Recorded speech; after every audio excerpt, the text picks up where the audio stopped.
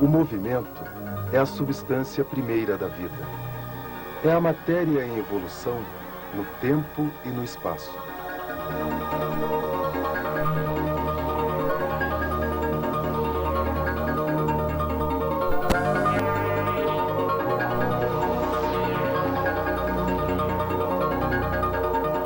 O corpo em movimento esteve presente nos movimentos da própria história. Um bom exemplo é a Grécia Antiga, onde a educação dos guerreiros incluía dança, filosofia e música.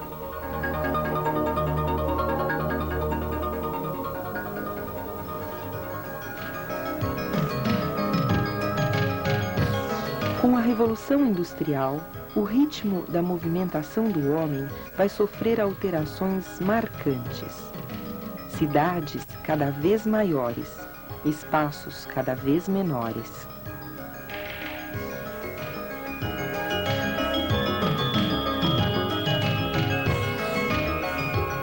As máquinas ditam o ritmo humano. Os movimentos são repetidos num trabalho monótono que limita a formação do homem.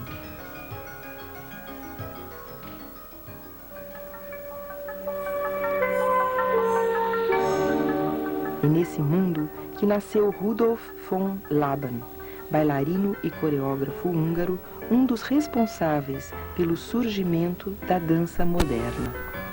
Laban acreditava que o movimento aumenta a compreensão do comportamento, enriquece a responsabilidade individual e a integração da personalidade.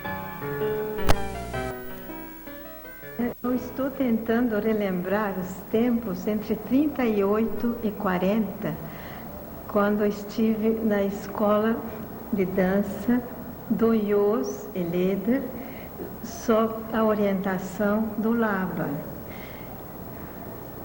onde o Laban viveu meio afastado do barulho e a fazer das aulas, mas ele que orientou o programa da escola.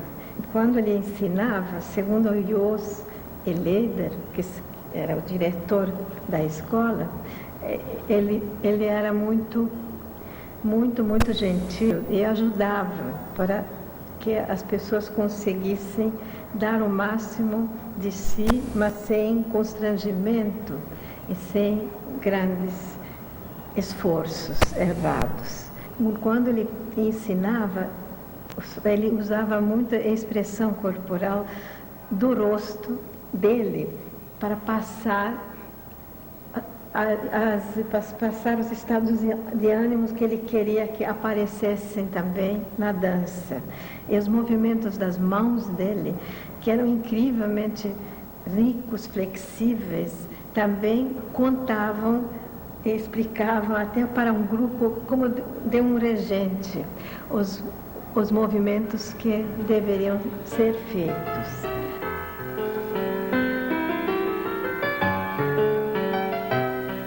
Laban observou que o movimento humano se constitui na relação de 4 fatores, onde estão todos os gestos do cotidiano.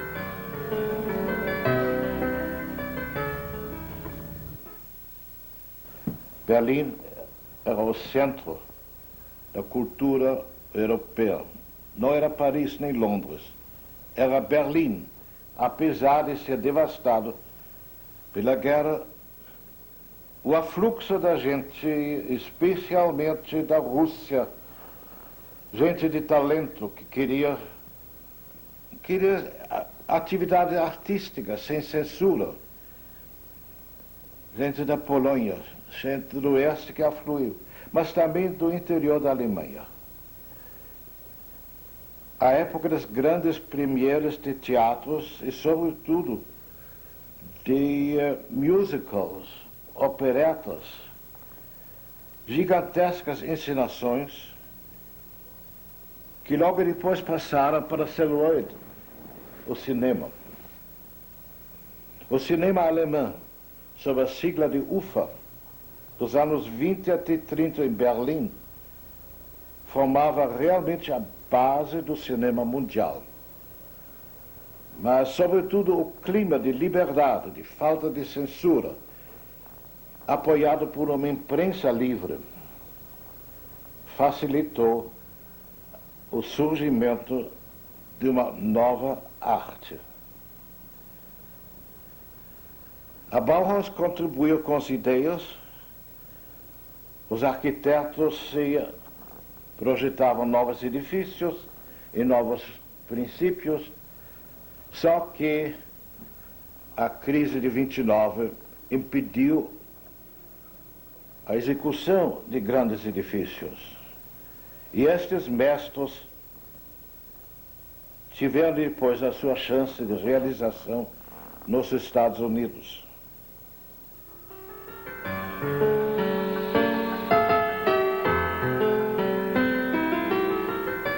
Nas décadas de 20 e 30, Laban atingiu a sua maturidade. Dançou e coreografou na efervescência cultural do pré-guerra. Envolveu-se com artistas como Kandinsky, Dalcroze e Dada.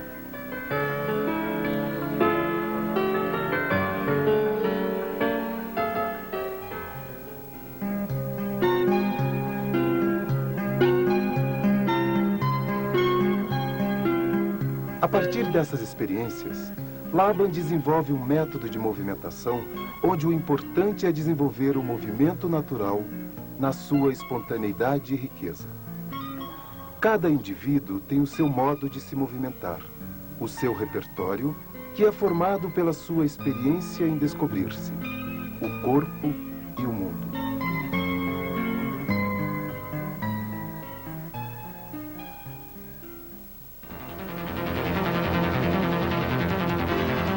Pós-guerra, trouxe transformações tecnológicas que intensificaram o processo da Revolução Industrial. Surgiram o mundo do consumo e as grandes cidades. O movimento se restringe ao absolutamente necessário. Não há espaço, não há tempo para o corpo, para a expressão do indivíduo que está isolado na grande cidade. Laban desenvolveu seu método prevendo as necessidades do mundo moderno, onde o corpo está limitado pelo espaço e por regras e padrões de comportamento.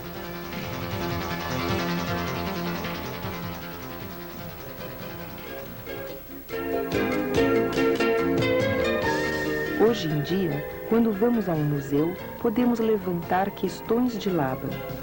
Lá está consagrada e emoldurada a expressão de um especialista. Porém, a necessidade de expressão não é um dom de poucos. Ela existe e está em todos nós. No seu quarto, ou mesmo numa mesa de secretária, podemos ler uma pessoa, seu senso de organização, seus interesses, parte de uma personalidade. Os objetos e o modo como são arrumados determinam o modo e a necessidade de cada um.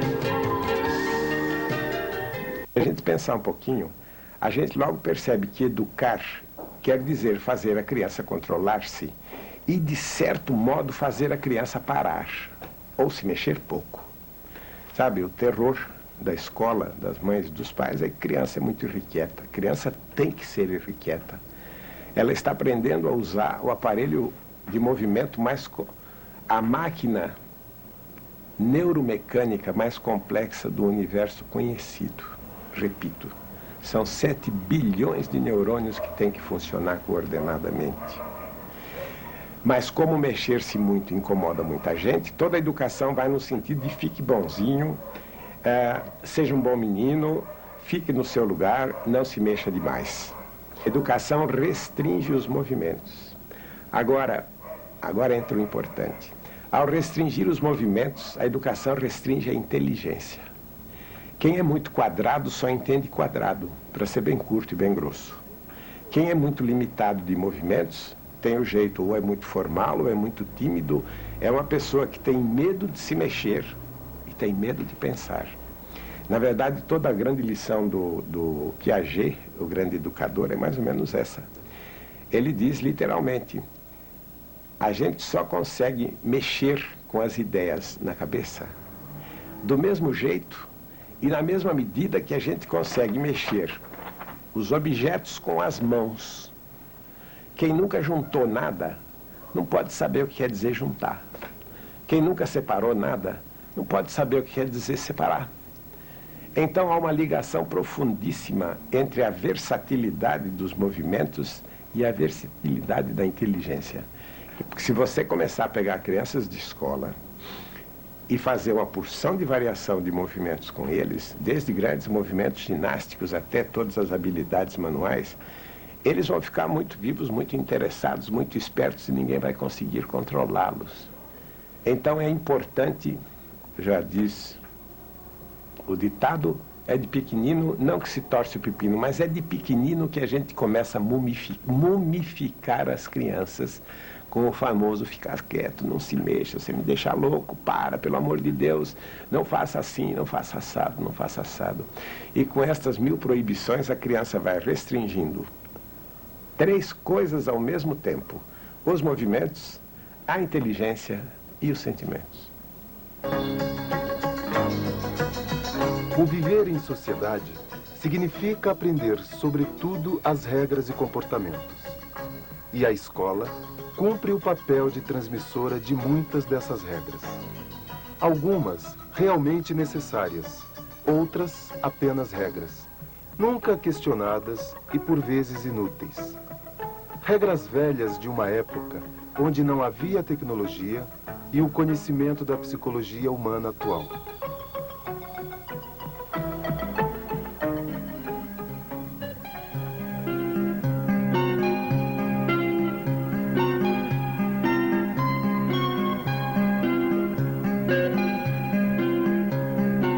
A teoria de movimento do Laban foi organizada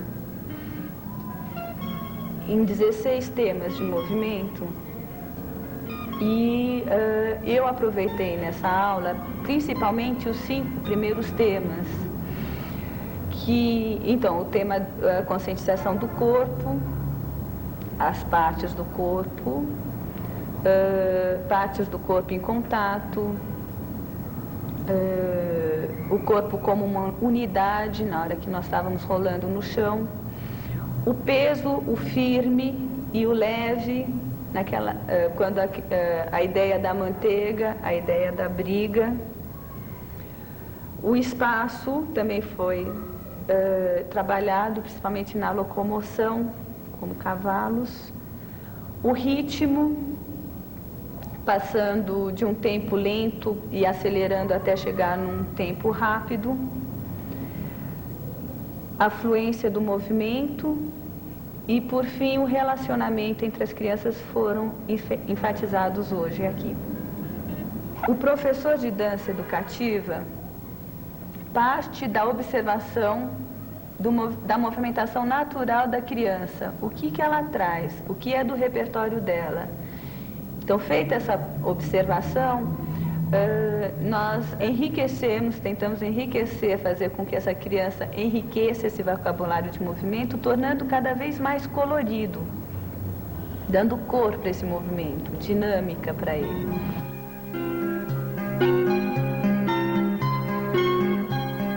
O método pedagógico de Rudolf Laban é um dos caminhos para o movimento consciente. Mesmo em simples exercícios, podemos notar que cada criança tem seu modo de se movimentar. O método propõe que, através da conscientização pelo movimento livre, improvisação, seja ampliado o repertório de movimento do indivíduo.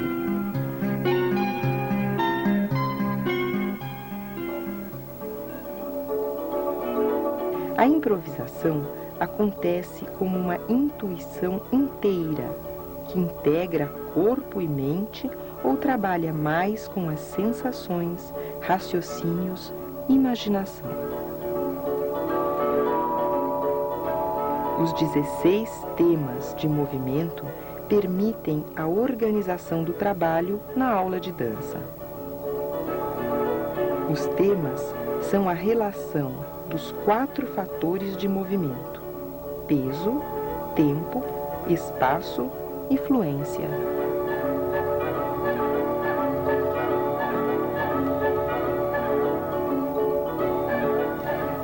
O peso pode ser delicado ou firme.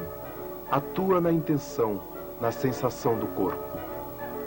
O espaço pode ser flexível ou direto, atuando na atenção do indivíduo, no caminho que o movimento desenha no espaço. A fluência é o fator que atua no controle do movimento, para que ele continue ou pare.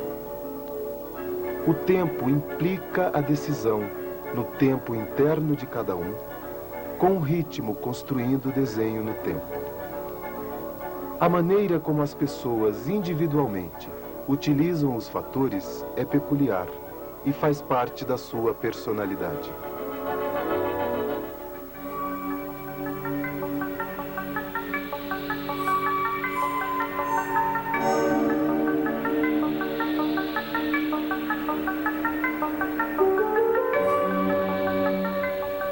A dança coral, desenvolvida por Laban, permite ao homem comum, ao dançarino potencial de cada um, encontrar no trabalho de grupo um espaço para sua manifestação. A arte cotidiana parte da existência de todos e é despertada na forma de criação. Laban realizou muitas danças corais na Alemanha e na Inglaterra, chegando a reunir milhares de pessoas numa festa que podemos comparar aos afoxés e escolas de samba do Brasil. Através de uma coreografia simples, de temas de movimentos, retirados da movimentação natural das pessoas participantes, profissões, habilidades, caráter, Laban realizava uma orquestração, como num coral, criando evoluções e desenhos e, finalmente, reunindo todos numa grande festa que resultava num espetáculo grandioso, compartilhado por todos. Sendo mais que uma simples festa, e essa é a grande diferença da escola de samba, era uma experiência comungada por todos, que dela saíam se conhecendo um pouco mais.